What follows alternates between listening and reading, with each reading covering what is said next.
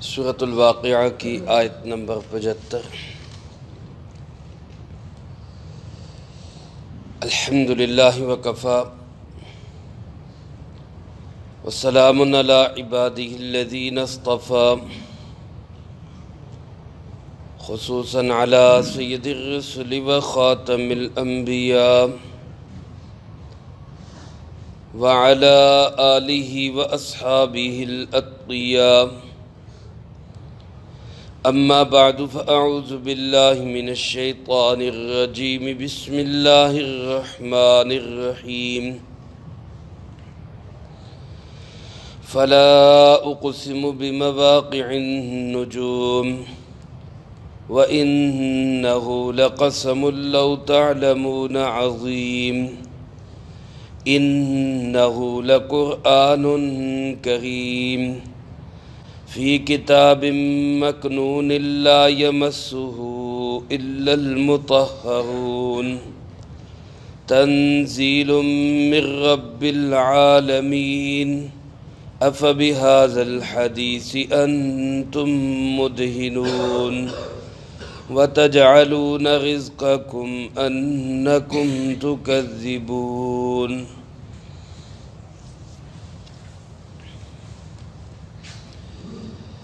فلا اقسم بمواقع النجوم، سو میں تاکیدی قسم اٹھاتا ہوں ستاروں کے غروب کی، وَإِنَّهُ لَقَسَمٌ لَوْ تَعْلَمُونَ عَظِيمٌ، اور یقیناً یہ قسم بڑی عظیم ہے اگر تم جانو۔ انہ لقرآن کریم، کوئی شک نہیں یہ قرآن عزت والا ہے۔ فی کتاب مکنون، ایک چھپی ہوئی کتاب میں محفوظ ہے۔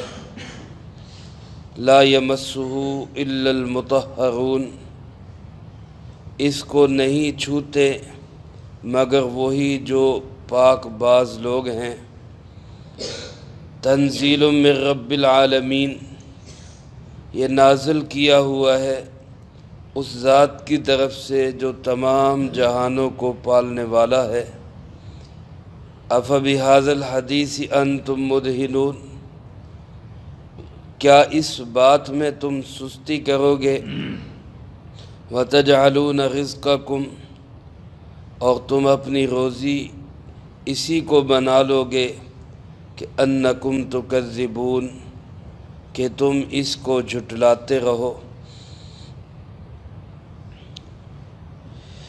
ان آیات مبارکہ میں اللہ رب العالمین نے قرآن کریم کی حقانیت، قرآن کریم کا مرتبہ اور مقام اور اس کا ادب بیان فرمایا ہے۔ مکی صورتوں کے اندر زیادہ تر 4 مضامین بیان ہوتے ہیں۔ نمبر 1 اللہ کی توحید، نمبر 2 جناب محمد کریم صلی اللہ علیہ وسلم کی رسالت اور ختم نبوت، تیسرا بیان ہوتا ہے عقیدہ آخرت، مرنے کے بعد کی زندگی، اور چوتھا بیان ہوتا ہے قرآن کریم کی سچائی، حقانیت، اس کی برکات اور اس بات کا کہ یہ کتاب کس کی کتاب ہے؟ اللہ کی کتاب ہے۔ چنانچہ یہ اس عنوان کو بیان کیا جا رہا ہے، لیکن اس کو بیان کرنے کے لیے اللہ پاک نے ایک قسم اٹھائی۔ میں قسم اٹھاتا ہوں، اور قسم کے الفاظ یوں فرمائے فلا اقسم۔ لا کا معنی عام طور پر نہیں کیا جاتا ہے۔ کلمہ طیبہ کے شروع میں بھی ہم پڑھتے ہیں لا الہ، کوئی معبود نہیں، الا اللہ، سوائے کس کے؟ اللہ رب العالمین۔ لیکن یہاں لا کا معنی اگر نہیں کریں تو اس کا مطلب ہوگا کہ میں قسم نہیں اٹھاتا، جبکہ معنی اور ترجمہ تو یہ کہ میں قسم اٹھاتا ہوں۔ اس لیے بعض حضرات نے تو یہ لکھا ہے کہ یہ لا زائدہ ہے، یعنی اس کا ترجمہ نہیں ہوگا عربی محاوروں میں ایسا لفظ استعمال ہوتا رہتا ہے جس کا مفہوم اور ترجمہ نہیں ہوتا، صرف الفاظ میں ہوتا ہے۔ بعض حضرات نے یہ لکھا ہے کہ یہ لا تاکید کے لیے، جیسے نفی کے لیے ہوتا ہے ایسے تاکید کے لیے بھی ہوتا ہے۔ اس کا ترجمہ یوں بنے گا کہ میں پکی قسم اٹھاتا ہوں۔ اور بعض حضرات نے یوں لکھا کہ یہ لا جو ہے یہ پہلی بات کی نفی کے لیے، جیسے ہمارے ہاں بھی قسم اٹھاتے ہوئے انسان کیا کہتے ہیں، نا نا نا نا ایسی بات نہیں، قسمیں یہ ایسی بات ہے۔ تو پہلی بات کی نفی کرنے کے لیے، یعنی تم اللہ کی توحید کو جھٹلا رہے، رسول اللہ صلی اللہ علیہ وسلم کی رسالت کو جھٹلا رہے، عقیدہ آخرت کو جھٹلا رہے، کس لیے کہ یہ قرآن اللہ کی کتاب نہیں۔ اللہ فرماتے ہیں ایسی بات نہیں، میں قسم اٹھاتا ہوں کہ یہ قرآن کس کی کتاب ہے، اللہ ہی کی کتاب۔ فرمایا لا اقسم، میں قسم اٹھاتا ہوں، کس چیز کی قسم؟ بمواقع النجوم، ستاروں کے مواقع کی۔ مواقع موقع کی جمع، موقع وقت کے لیے بھی بولتے ہیں اور جگہ کے لیے۔ ان جگہوں کی قسم جہاں ستارے چھپ جاتے ہیں، یا اس وقت کی قسم جہاں ستارے چھپ جاتے ہیں۔ بعض حضرات نے تو فرمایا کہ اس سے مراد ستارے ہی ہیں جو دن کے اجالے میں چھپ جاتے ہیں۔ تو اللہ پاک گویا یہ بتانا چاہ رہے ہیں کہ جیسے ستارے تب چھپتے ہیں جب سورج طلوع ہو جاتا ہے، بڑا اجالا آ جاتا ہے، تو گویا اب دنیا سے کفر، شرک، ضلالت، گمراہی کے اندھیرے بھی چھٹ گئے، اور جو چھوٹے چھوٹے کوئی نظام بنائے ہوئے تھے، جو ننھی منی چھوٹی چھوٹی لائٹیں تھیں، وہ بھی چھپ گئی۔ اب دور آ گیا اجالے کا اور نور کا، اور وہ نور اور اجالا کون سا ہے؟ وہ یہی قرآن کریم ہے۔ اور بعض حضرات فرماتے کہ نجوم سے مراد انبیاء سابقین علیہم السلام، پہلے انبیاء علیہم السلام، جن کی روشنی ستاروں جیسی روشنی تھی، اور وہ سارے نجوم ہدایت تھے۔ اور اب سراج منیر، بدر دجا، جناب محمد کریم صلی اللہ علیہ وسلم کا زمانہ ہے، اور جب سورج آ جاتا ہے تو ستارے باوجود ہونے کے چھپ جاتے ہیں۔ انبیاء سابقین ہدایت والے تھے، ہادی برحق تھے، لیکن اب سراج منیر طلوع ہو گئے، اس لیے اب ضرورت نہیں رہی، اب اجالا پھیلے گا جناب محمد کریم صلی اللہ علیہ وسلم۔ فرمایا کہ میں ان ستاروں کے موقعوں کی یا ان کے زمانوں کی قسم اٹھاتا ہوں۔ اور اللہ فرماتے انہو لقسم عظیم لو تعلمون، اگر تم جانو، اگر تم سمجھو تو یہ بہت بڑی قسم ہے، بہت بڑی قسم ہے۔ اللہ رب العالمین تو اصدق القائلین، سب سچوں میں سچا، اس کو قسم اٹھانے کی بھی ضرورت نہیں، وہ اپنے وعدے کی خلاف ورزی نہیں کرتا، اس کی بات پکی ٹھکی ہوتی ہے۔ لیکن جب اللہ قسم اٹھا رہا ہے تو اس کا مطلب یقیناً یہ بہت بڑی قسم ہے۔ فرمایا اگر تم اس بات کو سمجھو اور جانو تو یہ بہت بڑی قسم ہے۔ قسم اٹھا کے اللہ پاک آپ کہنا کیا چاہتے ہیں؟ جواب قسم کیا ہے؟ ثابت کیا کرنا ہے؟ فرمایا انہو لقرآن کریم، کوئی شک نہیں کہ یہ قرآن کریم ہے۔ کریم کا معنی عزت والا، قرآن کریم خود بھی عزت والا، جو قرآن کے ساتھ جڑے گا اس کو بھی قرآن کیا بنا دے گا؟ عزت والا بنا دے۔ پڑھنے والا ہو، سمجھنے والا ہو، عمل کرنے والا ہو، پھیلانے والا ہو، کسی بھی انداز سے جو قرآن کریم کی خدمت میں لگے گا، قرآن کریم، قرآن اس کو بھی کیا بنا دے گا؟ کریم بنا دے گا، عزت والا بنا دے گا۔ اللہ پاک ارشاد فرماتے یہ قرآن کریم سب سے پہلے کہاں پہ ہے؟ فرمایا فی کتاب مکنون، ایک چھپی ہوئی کتاب میں۔ اس چھپی ہوئی کتاب سے مراد لوح محفوظ ہے، جو اللہ رب العالمین کے پاس ایک بڑی کتاب ہے، ایک بڑا ریکارڈ ہے، اس میں یہ قرآن کریم چھپا ہوا، اس کتاب میں جس کو اللہ کے سوا کوئی نہیں جانتا، اس میں یہ قرآن کریم محفوظ ہے۔ لہذا اس قرآن کریم کی حفاظت اللہ نے ازل سے کی، آج بھی کر رہے، اور تا قیامت قرآن دنیا میں موجود رہے گا۔ اور جب قرب قیامت میں قرآن کریم اٹھا لیا جائے گا، حدیث پاک میں آتا ہے رسول اللہ صلی اللہ علیہ وسلم نے فرمایا، جس کا مفہوم یوں ہے کہ ایک زمانہ لوگوں پہ ایسے آئے گا کہ صبح کو اٹھیں گے تو قرآن کریم کے صفحات خالی ہوں گے، قرآن کریم کے الفاظ اٹھا لیے جائیں گے، کچھ بھی نہیں ہوگا اس میں۔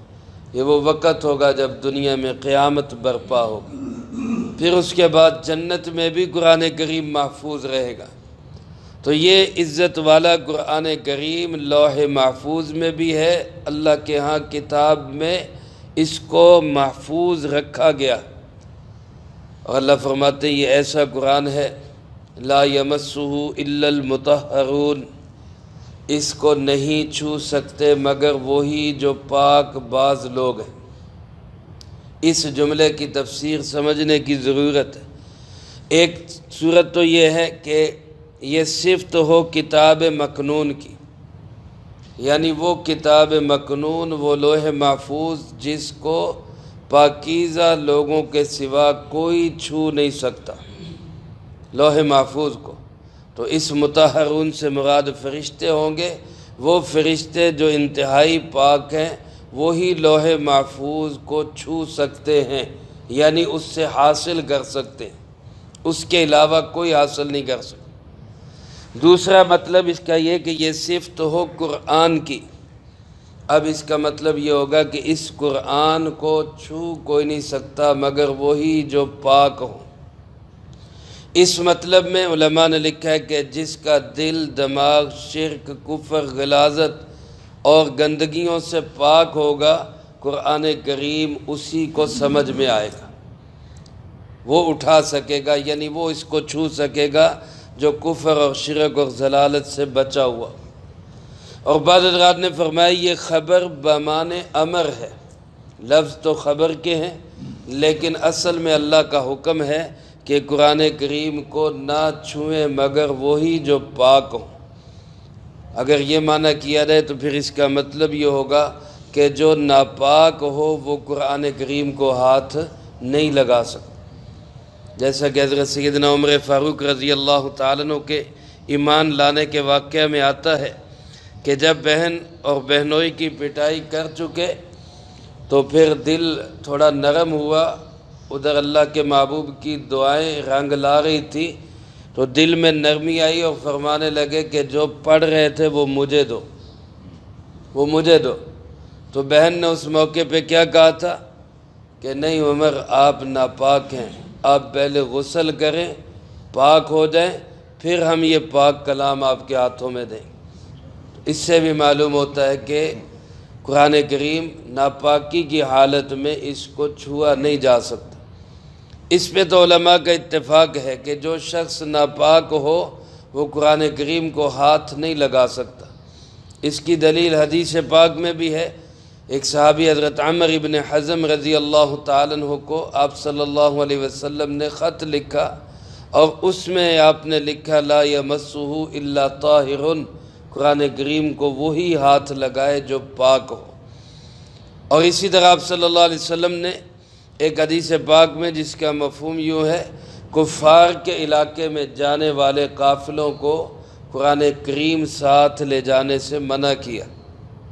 ہو سکتا ہے وہاں جا کے تم حفاظت نہ کر سکو اور وہ اس کو بے ادبی اور توہین کے ساتھ اس کو چھوئیں، تو اگر انسان کفار کے علاقے میں قرآن کریم کی حفاظت نہ کر سکتا ہو تو پھر اس کو قرآن کریم وہاں ساتھ نہیں لے جانا چاہیے۔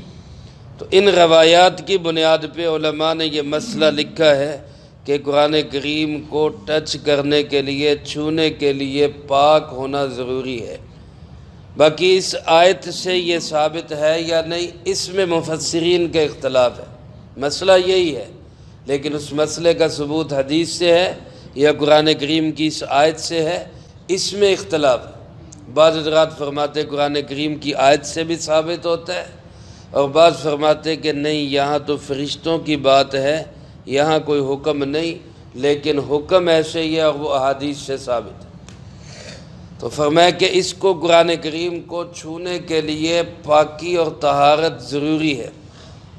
پاکی دو طرح کی ہوتی ہے، جس طرح کہ ناپاکی دو طرح ہوتی ہے، ایک چھوٹی ناپاکی، ایک بڑی ناپاکی۔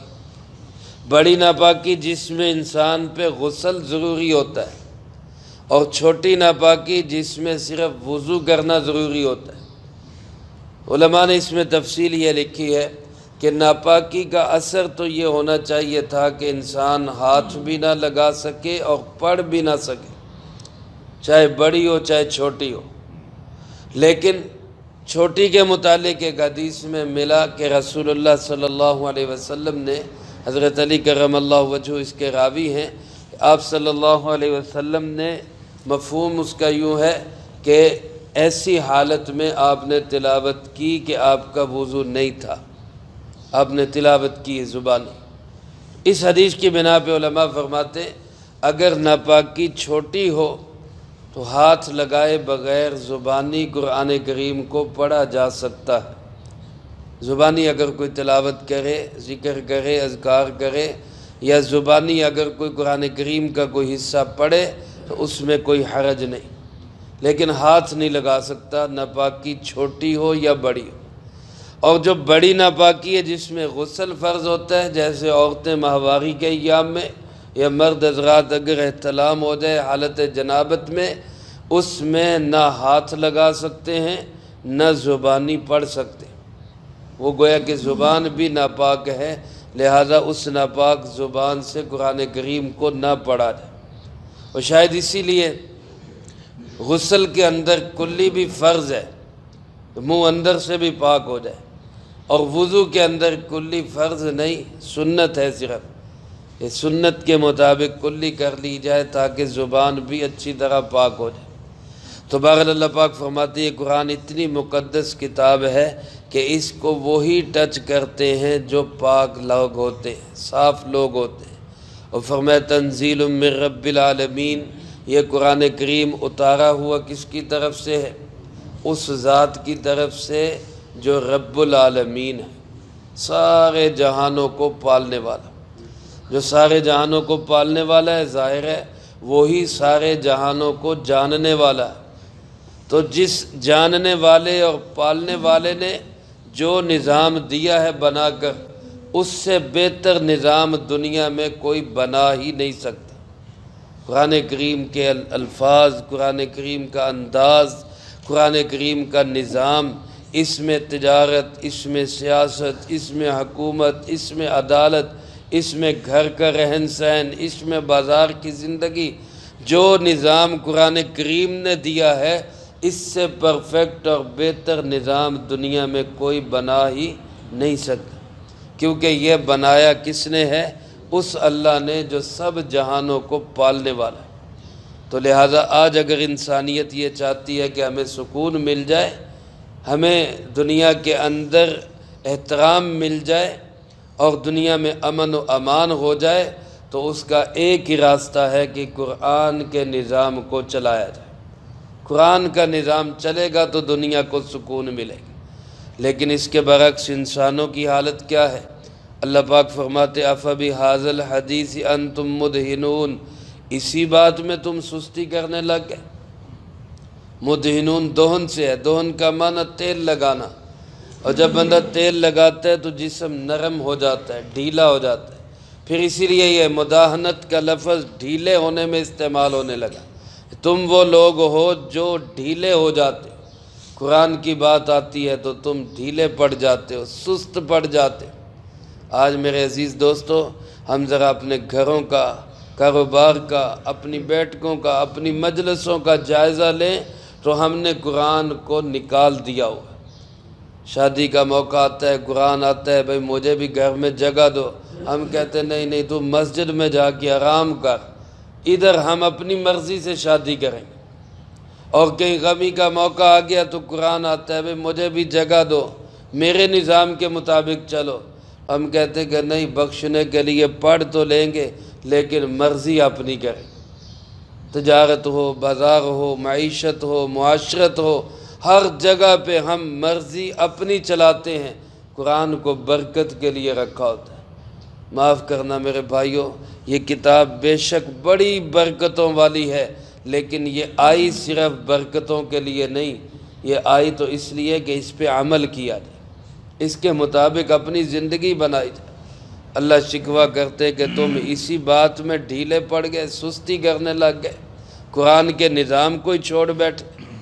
وَتَجْعَلُونَ رِزْقَكُمْ، اور تم نے اپنا رزق اسی میں بنا لیا کہ أَنَّكُمْ تُكَذِّبُونَ، کہ تم قرآن کی مخالفت کرنے لگے۔ آج کتنے لوگ ہیں جن کی روزی روٹی صرف اس پہ چلتی ہے کہ وہ قرآن کی مخالفت کریں۔ آج لبرل دور کے اندر سیکولر حکومتوں میں کتنے وزیر مشیر لگائے اس لیے جاتے ہیں، ان کو وزارت دو یہ قرآن کے مخالف، ان کو عہدے دو یہ قرآن کے نظام کو جڑ سے اکھاڑ پھینکے۔ اور کتنے ایسے جو قرآن کے نام سے قرآن میں شکوک و شبہات پیدا کرتے، غامدی جیسے اور مرزا جیلمی جیسے قرآن سامنے رکھ کے قرآن میں شکوک و شبہات پیدا کرتے، ان کی روزی روٹی اس پہ چلتی۔ تو اللہ فرماتے تم نے اپنی رزق کا ذریعہ ہی قرآن کی مخالفت کو بنا لیا، اس کے جھٹلانے کو بنا لیا، حالانکہ یہ کتاب، یہ حدیث، یہ بات اللہ کی سچی بات تمہارے پاس اس لیے آئی تھی کہ تم اس پہ عمل کر کے دنیا کو سکون دو۔ صحابہ اکرام رضی اللہ تعالیٰ مجمعین اسی پہ چلے تھے۔ علامہ اقبال رحمۃ اللہ علیہ نے فرمایا نا کہ وہ معزز تھے زمانے میں مسلمہ ہو کر، وہ یعنی صحابہ اکرام رضی اللہ تعالیٰ مجمعین وہ معزز تھے زمانے میں مسلمہ ہو کر، اور ہم خوار ہوئے تارک قرآن ہو کر۔ تارک کا معنی چھوڑنے والا۔ ہم اس لیے ذلیل و خوار ہوئے کہ ہم نے قرآن کو چھوڑ دیا۔ اس حکیم الامت نے ہمارا مرض تو بتا دیا، تشخیص کر دی، بیماری یہ ہے کہ قرآن چھوڑ بیٹھے ہو۔ اب بھی اگر ہم نہ سمجھیں، نہ سنبھلیں اور قرآن کو سینے سے نہ لگائیں، اس پہ عمل پیرا نہ ہو، اس کو صرف برکت کی کتاب نہ سمجھے بلکہ نظام کی کتاب سمجھے، اور یہ اس انداز سے ہم دنیا میں نہ چلے، تو پھر ہم سے بڑا کمبخت کون ہوگا؟ اتنا بڑا اللہ کا تحفہ ہمارے پاس ہے۔ تو میرے عزیز دوستو، قرآن کریم کو صرف مردے بخشوانے کی کتاب نہ سمجھیں، دھوکے پلانے کی کتاب نہ سمجھیں، مریضوں کو شفا دینے والی کتاب نہ سمجھیں۔ یہ اس کے اثرات، برکات، انوارات اپنی جگہ تسلیم ہے، انکار نہیں ہے، لیکن جو اس کا مقصد ہے وہ اس پہ عمل کرنا ہے۔ اللہ ہم سب کو اس کی توفیق نصیب فرمائے، جو کہا سنا اس کو زندگی میں لا کے دوسروں تک پہنچانے کی توفیق عطا فرمائے۔ اللہم انت السلام و منک السلام، تبارک ربنا و تعالیت یا ذا الجلال والاکرام۔ اللہم اعنا علی ذکرک و شکرک و حسن عبادتک۔ اللہم احسن عاقبتنا فی الامور کلہا وأجرنا من خزي الدنيا وعذاب الآخرة. اللهم باقية كباقية الوليد، اللهم استر عوراتنا وآمن روعاتنا. اللهم إنا نجعلك في نحورهم ونعوذ بك من شرورهم. اللهم اكفنا بحلالك عن